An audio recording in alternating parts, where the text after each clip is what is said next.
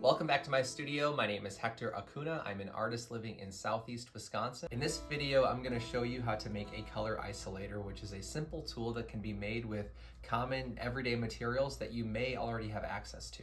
A color isolator is a simple tool that gives us a reliable system of comparing the colors that we perceive with the colors that we are mixing on our palette. This is a tool that can be applied to any medium in painting and drawing, and is a tool that travels really easily if you're a plein air painter like myself. I hope you find this video to be useful. If you have any questions or comments or other ideas on how to improve this style of color isolator, please let me know. Thank you for watching. I hope you have a wonderful day. All right, the first thing we're going to look at are the materials that we're going to need in making your own color isolator. The first thing that I want to spend some time talking about is the paper that you're going to be using. This is a really affordable piece of gray construction paper that I bought in a variety pack that came with 6 different colored sheets of paper, ranging in different values. The most important thing is to try to find a color that is as neutral as possible, both in the light to darkness in the value scale, but also in terms of temperature. That way you have a really reliable middle ground to compare your other colors to. If you can find cardstock, I think that would be even more useful because it's going to last a lot longer. This construction paper is relatively thin. The next tool you're going to need are a pair of scissors. You can also use a ruler and an X-Acto knife. Most people have a pair of scissors, so that's why I brought those in for the video. A hole puncher is going to be really important and necessary in this process. It's probably the most important tool in making color isolators. I've bought this one used from a Goodwill. If you have a secondhand store close to where you live, I would definitely check there first before buying one online or from an office supply store. But this is definitely one of the most important tools. The next thing you're going to need is a white paint. This is a acrylic titanium white paint. It dries really quickly and easily. You don't want to use anything that's going to rub off or be too water soluble. That way you have as much permanence as possible. You could also use white construction paper and glue that down. You can also use whiteout. Because I'm using an acrylic paint, I do have a few small brushes. And then to keep things as simple as possible, I'm using a Sharpie for the black swatch on the side of the color isolator hole. You can also use black paint or ink if you have that, as well. Or you can use black construction paper. It's really up to you. These are the materials that I've been using that seem to work really easily, and that keeps the process really simple. But on the back side of the isolator, I don't add any other colors. That way I have a clear middle neutral to compare to whatever is inside of the hole. And this opens up a lot of comparative properties in this one tool. But this is everything that you're going to need to make your own color isolator. Feel free to add other materials and other steps to this process or to remove any steps. The simplest thing you can do is just find a piece of gray construction paper and punch a hole in it, and that would work just as well. I know some artists use white paper or black paper. This one system seems to work the best.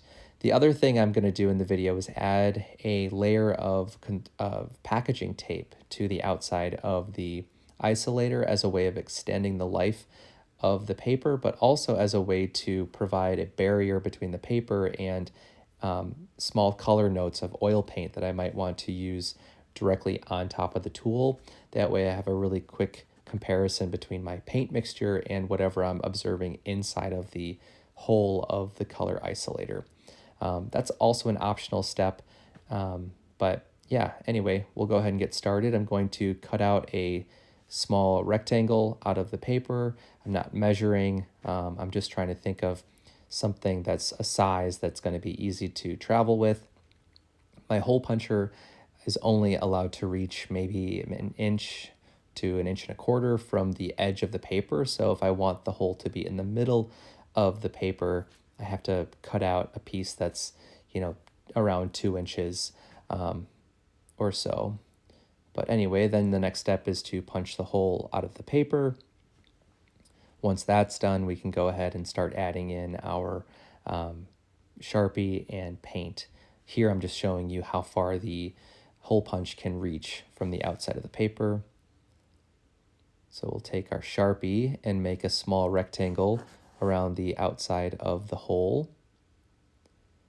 You know, it's up to you how large of a rectangle or swatch of Sharpie you want to put down on your isolator tool. I'm basing mine off of past isolators that I've created. And I've made these for students in my workshops. They've been pretty handy tools in making those comparisons and building up a familiarity with colors that we're mixing and colors that we're perceiving. Now I'll take my acrylic titanium white paint and add a small rectangle of white next to the black rectangle from the Sharpie. This is pretty straightforward here too. You don't need a lot of paint. The important thing though is that you're making this this rectangle or swatch as opaque as possible.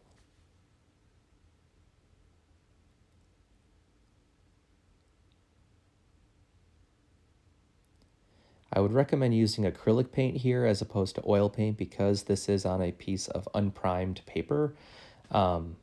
Oil paint, the oil in the paint will start to deteriorate the pulp in the paper and the organic fibers of the paper. So I would definitely recommend using something that is not going to damage the paper here.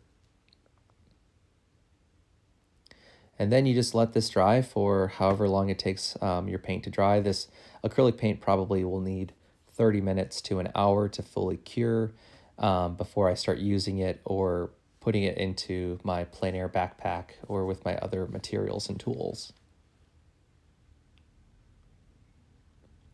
Okay, that's pretty much it. It's really simple and straightforward.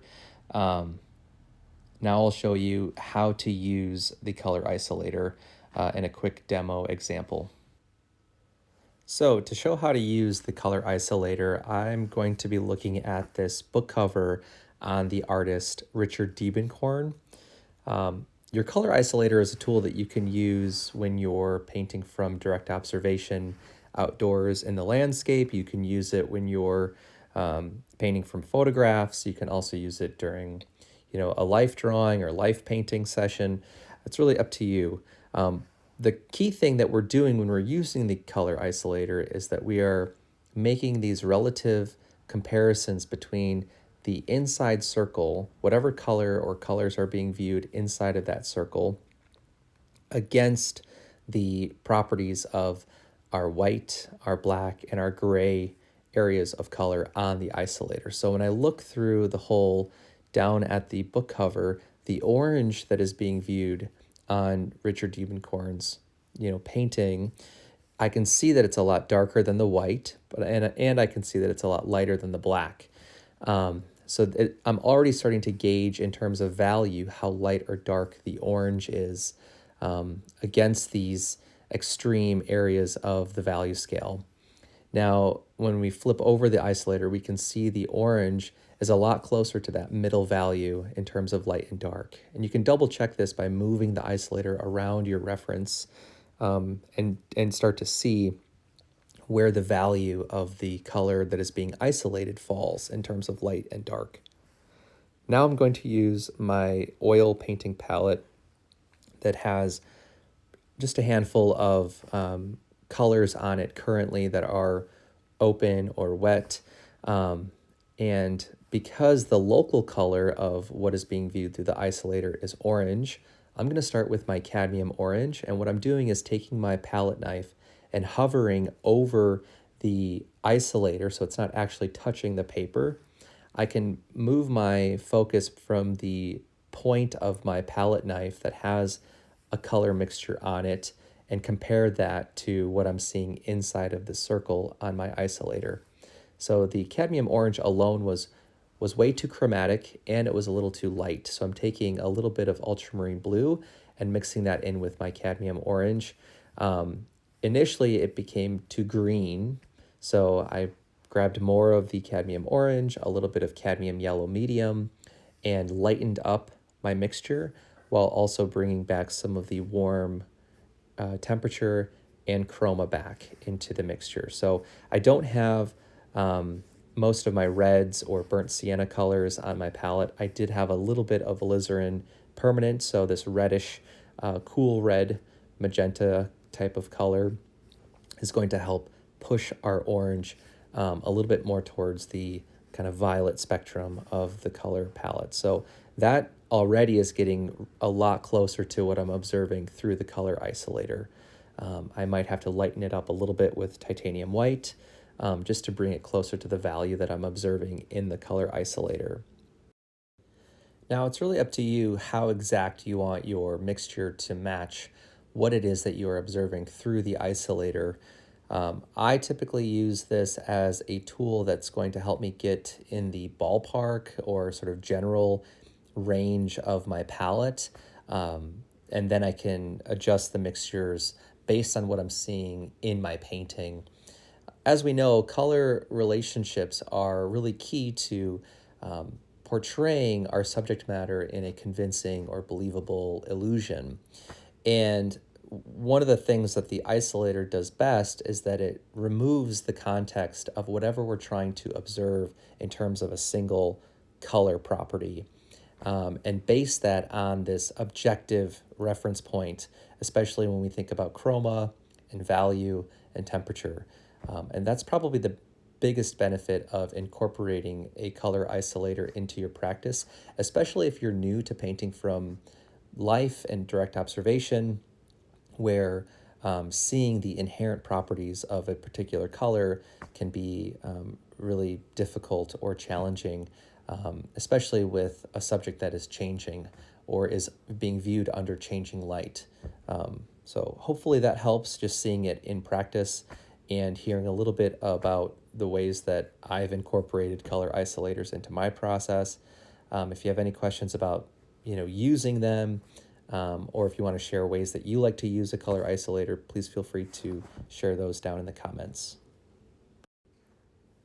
As we start to wrap up this video, I did want to share what it looks like when the isolator is covered in packaging tape.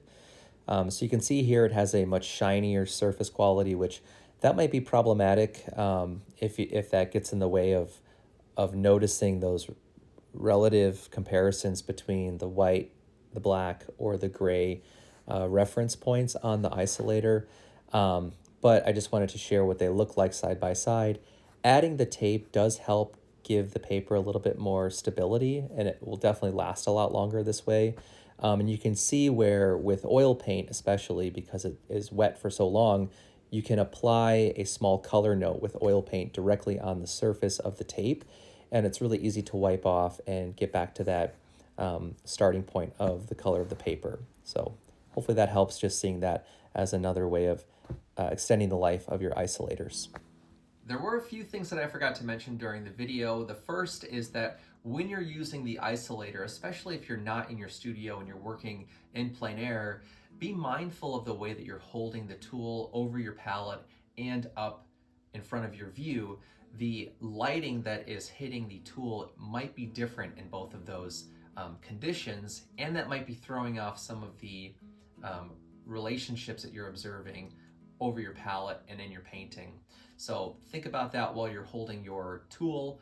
The other thing that I forgot to mention is that I have seen some really interesting designs that have more than one hole in the isolator. If you decide to go that route, you can fill the background of each hole with a solid color of white and black, and that might actually be a better system for you.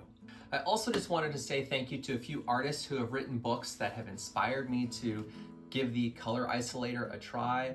I'll make sure to leave these books and the author notes down in the description of this video. That's all I have for this video. Thank you for watching. Again, my name is Hector Acuna. If you'd like to support my artwork or learn more about my practice, please visit my website, acunaarts.com.